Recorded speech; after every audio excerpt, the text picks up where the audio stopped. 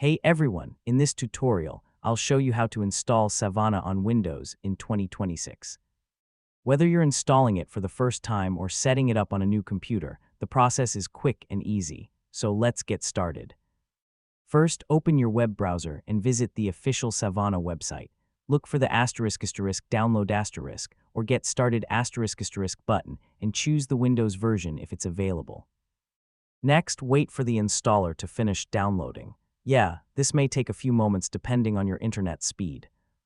Now, open the downloaded setup file and follow the on-screen installation instructions.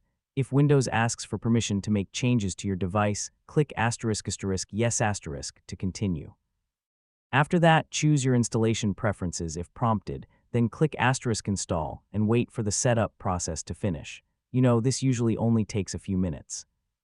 Once the installation is complete, click finish and launch Savana from your desktop or the Start menu. Sign in to your account or create a new one if needed, and you're ready to start using the application. And that's it. You've successfully installed Savana on your Windows computer. If this tutorial helped you, don't forget to like, subscribe, and I'll see you in the next tutorial.